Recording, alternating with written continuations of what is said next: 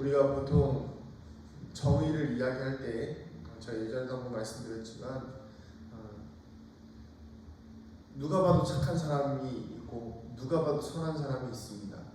그런 사람들에게 있어서 정의는 일반적인 정의의 선이겠죠.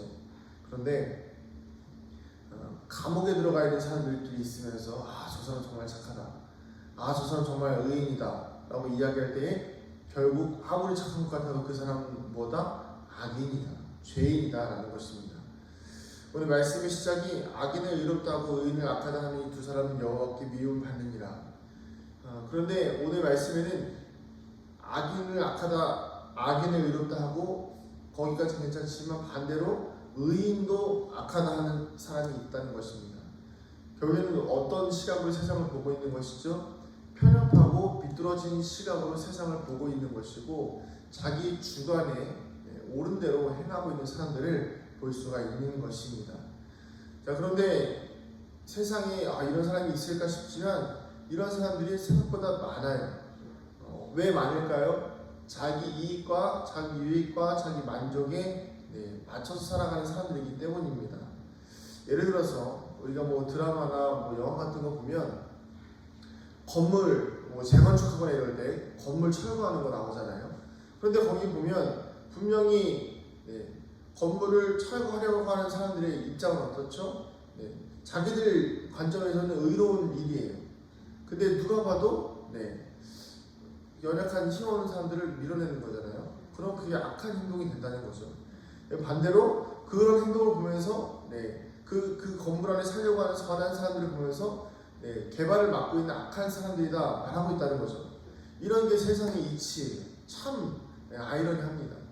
우리는 이 가운데에서 살아가고 있음을 보면서 세상이 참 악하구나라는 것을 깨달을 수가 있습니다. 그런데 이 모습이 세상에서는 영리를 취하는 목적으로만 볼 수가 있지만 하나님 앞에서는 악하다, 하나님 앞에서는 미움을 받는 행동이라는 것입니다. 제가 이렇게 크게 건축이나 이런 거를 들어서 이야기했지만 우리 삶 가운데서 이렇게 내 관점에서 나의 유익을 위해서 취하는 이익과 유익이 다른 사람을 악하게 하고 때로는 다른 사람들에게 상처를 주는 일이 굉장히 많다는 것입니다. 19절에 보면 이렇게 나와 있죠. 다툼을 좋아하는 자는 죄가를 좋아하는 자요, 자기 문을 높이는 자는 화괴를 구하는 자이다. 이 말이 무슨 내용일까요? 그냥 볼 때는 다툼을 좋아하는 사람은 문제가 있고 자기를 높이는 사람은 파괴를 구하는 사람이구나. 이걸 또 우리의 삶에 좀 적용해 보면요, 그렇습니다. 계속해서 이제 요즘 시대가 화합과 통합의 이런 시대보다는 분열의 시대로 많이 가고 있죠.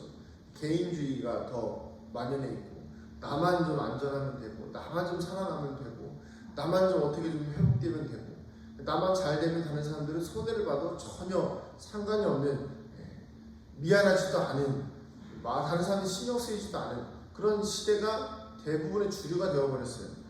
자, 그런데 거기에서 조금 더 들어가 보면 어떤 일이 생기냐면 우리가 이제 과거에 저도 이제 연립에서 살았는데 연립은 그냥 하나잖아요. 그냥 한 연립에서 한 친구들끼리 같이 살아요. 그래서 지금도 이제 그 친구들이 지금도 제 친구들인데 과거에 이 집 친구가 저 집 친구가 하나로 같이 놀고 같이 한 집에서 놀고 그렇게 살았었는데 제가 얼마 전에 이제 이렇게 서울 인천에 와서 알았어요.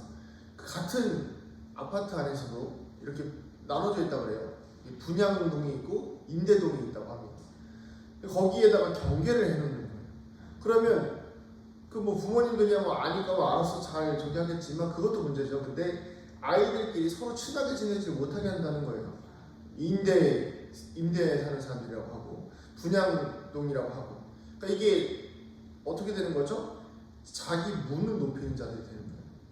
그러니까 내 삶의 문을 높여버리니까 다른 사람들이 들어오지 못하게 하고, 내 삶의 문을 높여버리니까 다른 사람들이 내 삶의 문이 높은 문에 맞는 사람들끼리만 살려고 하다 보니까 뭐가 일어나요? 분열이 일어나요. 그리고 파괴를 구하는 자가 된다는 것입니다. 참 가슴 아픈 이야기죠. 성경에서 나오는 말씀이 그대로 우리 삶 가운데 적용되어지고 있습니다. 그러니까 단순히 그냥 어떤 사회적인 생리적인 현상뿐만 아니라 우리 영혼도 마찬가지입니다. 우리 영혼도요, 다툼을 좋아하는 사람들이 있어요. 누가 좋은 일을 당하면, 예전에 사돈이 사촌인가요? 땅을 사면 배가 아프다고요. 네. 왜 배가 아픈가요? 내가 잘 되지 못하고 다른 사람이 잘 되니까 배가 아픈 거예요. 이게 뭐죠? 다툼을 좋아하는 자가 되는 거예요. 다툼을 좋아하는 자는요, 다른 사람이 잘 되는 걸 못 봐요. 그리고 계속해서 헐뜯고 미워하고 싸우려고 합니다. 왜 그럴까요? 그래야지만 내가 유익을 얻을 수 있기 때문이에요. 자기 문을 높이는 자요. 이게 뭐 우리가 볼 때는 그냥 영혼의 문을 높인다 이렇게 하면 좀 좋아 보일 수 있지만요, 그게 아니에요.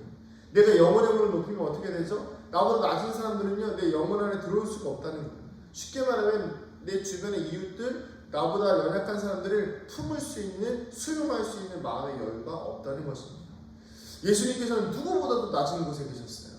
누구보다도 낮은, 그러니까 개인적으로는 정말 높은 영역에 계신 가장 높으신 하나님의 아들이셨지만 본인 스스로는 영혼의 문을 가장 낮게 열어놓으셨어요. 그래서 누구도 들어올 수 있게 해놓으셨죠. 병든 자들, 소외된 자들, 연약한 사람들이 올 수 있는 마음의 문을 열어놓으셨던 거예요. 이거 우리 교회에 좀 적용해 볼까요? 여러분, 교회에는 누가 와야 된다고 생각하십니까? 깔끔하게 옷 차려입고 또 돈도 많고 또 교회에다 헌금도 많이 하고 이런 분들이 오셔야 될까요? 뭐 그런 분들도 죄인이라면 알겠지만 가장 중요한 것은 무엇이냐면 교회의 역할은 구원의 방주의 역할을 하는 것이죠.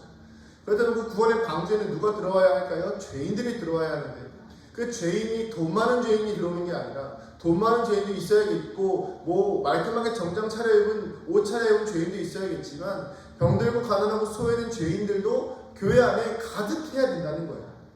한국 교회가 언제부터 이렇게 부자 교회가 되었습니까? 한국 교회는요, 과거에 정말 가난한 교회였어요. 근데 그 가난한 사람들이 교회에 와서 하나님을 믿고 하나님을 의지하고 살아가다 보니 그들이 얻게 된 하나님의 축복을 경험하다 보니까 그들이 부유하게 되어진 것이죠. 처음부터 부유한 사람들이 와서 부자가 되는 교회가 별로 없지요. 우리가 오늘 이 말씀을 좀 우리 삶 가운데, 우리 영혼 가운데, 우리 인생 가운데 적용하기를 소망합니다. 내가 살아가는 인생은 과연 어느 정도 기준을 가지고 살아가는 것인가? 나는 영혼의 문을 높여놓고 정말 연약하고 소외되고 나보다 부족한 사람들을 무시하면서 좀 어떻게 하면 조금이라도 더 높은 층에 살 수 있을까를 고민하면서 아둥바둥거리는 인생인가? 아니면 정말 낮은 마음으로 모든 일을 수용하면서 모든 일을 품고 살아가는 인생인가를 좀 돌아볼 수 있는 우리가 되어지기를 소망합니다. 왜 그러냐 하면 우리가 높아지려고 하면 뭐가 될까요? 그 생각밖에 없어요, 머릿속에. 어떻게 하면 이번에 분양받을 수 있을까? 어떻게 하면 이번에 조금 더 좋은 집에 살 수 있을까? 어떻게 하면 이번에 조금 더 돈을 벌 수 있을까? 어떻게 하면 이번에 조금 더 좋은 직장으로 이직할 수 있을까? 고민 많이 하거든요. 그러면 어떻게 됩니까? 22절 말씀이 나오는 거예요. 마음은 즐거움의 양약이 되지만 심령의 근심은 뼈를 마르게 하느니라. 마음의 즐거움은 양약이 돼요. 우리를 건강하게 합니다. 그러나 심령의 근심이요. 심령의 근심. 영혼의 근심은 뼈를 마르게 한다고 합니다. 여러분, 뼈가 언제 마릅니까? 뼈는 마를 날이 없어요. 죽기 직전까지 마를 수가 없어요. 근데 이 영혼이 근심하면요, 우리 뼈가 마르기 시작한다는 거예요. 속에서부터 썩기 시작한다는 겁니다. 겉에서부터 썩는 게 아니라 속에서부터 썩어서 우리 인생이 다 피폐해지고 무너진다는 거예요. 근데 그 시작이 어디라고요? 영혼의 근심이에요. 아까도 말씀드렸듯이 우리가 어떻게 살아가기 위해서 노력하고 수고하고 애쓰는 것이 아니라 욕심을 더 구하기 위해서, 자녀들을 좋은 대학에 보내기 위해서, 자녀들에게 좋은 뭔가를 해주기 위해서, 또 내가 좋은 집 살기 위해서 그렇게 노력하고 애쓰다 보면 우리의 심령의 근심은 어느새 영혼의 근심뿐만 아니라 우리 육신, 우리의 생명마저도 앗아가는 근심이 되더라는 것입니다.